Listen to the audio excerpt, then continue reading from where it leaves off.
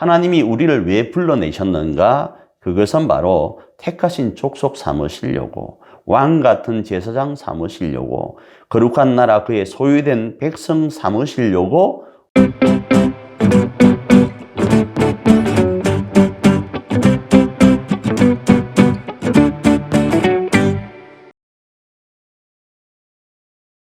샬롬. 다시 주의 이름으로 문안할 수 있어서 감사하고 행복합니다. 여러분, 사주차 강의를 들으면서 어떤 생각을 하게 되었습니까? 다시 제가 질문을 한번 해볼까요? 여러분, 교회가 무엇이라고 생각하십니까? 제가 단호하게 말씀드릴 수 있는 것은 교회는 말입니다. 세상이 정의하는 것이 아닙니다. 성경이 정의하는 겁니다. 그래서 성경적 교회관에 대한 이야기를 하고 있는 겁니다. 이번 5주차에서는 4주차에 다루었던 그 교회에 대한 내용을 조금 정리해서 살펴보고 그 교회가 행하여야 될 일들에 대해서 좀 말씀을 나누기를 원합니다. 제가 4주차에서도 말씀드렸지만 교회가 무엇인가?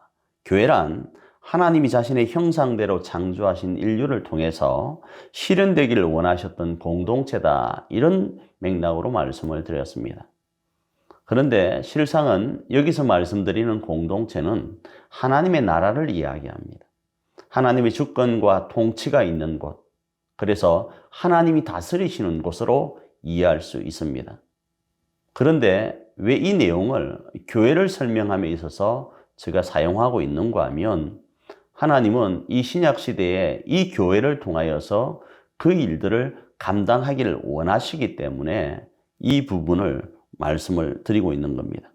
그래서 교회와 하나님 나라와의 관계를 딱 정리를 한다면 교회는 하나님의 나라를 건설하기 위해서 존재하는 것으로도 이해할 수 있습니다. 그래서 제가 4주차에서 타락전 교회의 모습을 언급하면서 하나님의 나라와 혼용해서 사용했었습니다. 뭐라고 말씀을 드렸는가 하면 타락전 교회의 모습은 하나님과 함께 먹고 마시는 공동체다, 이렇게 말씀을 드렸죠. 아울러 그 안에서 인류가 함께 모여서 먹고 마시는 공동체, 그 인류는 상보적이고 친밀적이고 합일적이어야 된다, 이런 말씀을 드렸잖아요. 그런데 이런 기능을 통해서 전국적으로 목적하는 바가 뭔가 하면 하나님께는 영광이고 인류에게는 평화가 있길 원하는 것이 그 목적입니다. 그래서 이사야 43장 7절에는 이런 말씀이 있죠. 내 이름으로 불리어지는 모든 자, 곧 내가 내 영광을 위하여 창조한 자를 오게 하라. 그를 내가 지었고 그를 내가 만들었느니라, 이렇게 말씀합니다. 하나님께서 인류를 자신의 형상대로 만드신 이유가 어디에 있는가? 하나님의 영광을 위해서라는 겁니다. 그러나 여기에서 하나님의 영광을 위해서라고 했을 때 오해하지 마시길 바랍니다. 하나님이 우리를 하나님의 영광을 위해서 살도록 하신 이유에는 하나님 자신만의 것을 위한 것이 아니라 그 하나님의 영광 안에 우리가 들어갈 때 세상 어떤 것으로도 누릴 수 없는 행복을 하나님의 영광으로 누릴 수 있기 때문에 하나님은 우리로 하나님의 영광을 위해서 살도록 하신 겁니다. 그래서 그것이 뭔가 하면 하나님과 함께 더불어 먹고 마시고 교제하는 겁니다. 그리고 그 하나님의 영광 아래 더불어 먹고 마시고 교제하는 모습을 통하여서 인류가 서로 상보적이고 친밀적이고 합일성을 가지고 나아가는 거죠. 그런데 이렇게 하나님이 디자인하신 교회와 하나님 나라의 모습이 어떻게 되어버렸습니까? 사람의 욕심으로 말미암아 상실되어 버립니다. 그래서 제가 4주차 강의 때 타락 후 교회의 모습에 대해서 설명을 하면서 예수 그리스도로 말미암아 다시 부르심을 받아서 하나님이 디자인하신 타락 전에 그 모습을 이루어가는 공동체가 뭐인가 하면 교회라, 이렇게 이야기할 수 있습니다. 그리고 우리가 이러한 부르심 가운데 있다면 예수 그리스도를 통하여 열려진 이 길을 열방 가운데, 모든 민족 가운데 전하는 것이 우리의 모습, 교회의 모습으로 이해할 수 있습니다. 자, 이렇게 될 때 어떤 일이 일어날까요? 결국 다시 하나님께는 영광이요, 그리고 인류에게는 평화가 되는 겁니다. 누가복음 19장 30절에 이런 말씀이 있죠. 이르되 찬송하리로다 주의 이름으로 오시는 왕이여, 하늘에는 평화요 가장 높은 곳에는 영광이로다 하니, 이런 말씀과 함께 우리가 잘 아는 말씀이 있지 않습니까? 하늘에는 영광, 땅에는 기뻐하심을 입은 자들 중에 평화로다, 이런 말씀이 있죠. 이 말씀이 바로 이 말씀입니다. 교회가 제대로 기능하게 되면, 부르심과 보내심의 사명을 온전히 감당하게 되면 하나님께는 영광이 되고 모든 인류에게는 평화가 되는 거죠. 그래서 하나님은 이런 목적을 위해서 하나님 방법으로서 교회를 정의하십니다. 그게 뭔가 하면, 첫 번째, 부르시는 하나님께 나온 무리로 이렇게 정의할 수 있게 되고, 두 번째로는 보내시는 하나님께 순종하며 보냄을 받는 무리로 이렇게 정의할 수 있게 됩니다. 지금 여기서 말씀드리는 두 키워드, 부르심과 보내심에 대한 내용이 이번 5주차 강의의 핵심이 될 겁니다. 베드로전서 2장 9절 부분입니다. 그러나 너희는 택하신 족속이요 왕 같은 제사장들이요 거룩한 나라요 그의 소유가 된 백성이니, 이는 너희를 어두운 데서 불러내어 그의 기이한 빛에 들어가게 하신 이의 아름다운 덕을 선포하게 하려 하심이라, 이렇게 말씀합니다. 이 말씀 제가 계속 말씀드리고 있죠.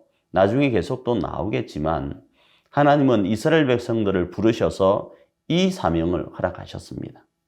하나님이 우리를 왜 불러내셨는가? 그것은 바로 택하신 족속 삼으시려고, 왕 같은 제사장 삼으시려고, 거룩한 나라 그의 소유된 백성 삼으시려고 우리를, 타락한 모습 가운데 있는 우리를 불러내셨다라는 겁니다. 그리고 하나님의 나라인 기이한 빛에 들어가게 하셨다라는 거죠. 그리고 그렇게 들어간 우리로 이 아름다운 덕을 선포하게 하려고, 그러니까 보내시려고 부르셨다라는 겁니다. 또 마태복음 28장 19절로 20절입니다. 그러므로 너희는 가서 모든 민족을 제자로 삼아 아버지와 아들과 성령의 이름으로 세례를 베풀고 내가 너희에게 분부한 모든 것을 가르쳐 지키게 하라. 볼지어다 내가 세상 끝날까지 너희와 항상 함께 있으리라 하시니라. 이렇게 말씀하는 겁니다. 다시 말씀드립니다. 결국 교회는 하나님의 나라를 세우는 데 있어서 통로라는 거예요. 그러나 우리가 흔히 말할 때에는 교회와 하나님의 나라를 동일시하기도 한다라는 겁니다. 다음으로 사도행전 1장 8절 말씀입니다. 오직 성령이 너희에게 임하시면 너희가 권능을 받고 예루살렘과 온 유대와 사마리아와 땅끝까지 이르러 내 증인이 되리라 하시니라. 다르게 부연 설명을 드리지 않아도 이 내용은 이해할 수 있을 줄 압니다. 결국 다시 말씀드립니다. 교회는 하나님의 나라를 건설하기 위해서 부르심을 받은 공동체이고, 교회는 하나님의 나라를 건설하기 위해서 다시 보내심을 받는 공동체로 이해할 수 있습니다. 그래서 목적을 위한 교회의 기능으로서 이 교회를 정의하면 이렇게 정의할 수 있습니다. 교회의 목적, 다시 말씀드릴게요. 하나님의 나라 건설을 위해서 어떻게 할 것인가? 그거는 교회의 기능으로서 기능하는 겁니다. 교회의 기능이 뭐라고 말씀드렸죠? 5가지죠. 예배와 교육과 친교와 선교와 봉사인 겁니다. 이 교회의 5가지 기능을 통해서 하나님의 나라를 건설해 가는 겁니다. 그러나 이러할 때에 잊지 말아야 될 교회의 모습이 있습니다. 그게 6가지 속성이라는 거예요. 교회는 이 기능으로 기능할 때에 이 6가지를 잊으면 안 됩니다. 통일성이 있어야 됩니다. 거룩성이 있어야 됩니다. 보편성이 있어야 됩니다. 사도성과 생명성과 무오성이 있어야 됩니다. 이 속성을 가지고 세상 앞에 보냄을 받아야 된다는 겁니다.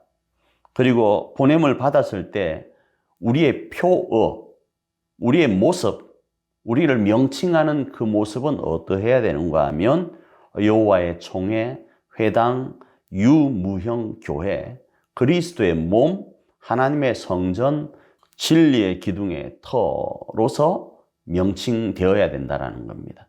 우리의 표가 이러해야 된다는 겁니다.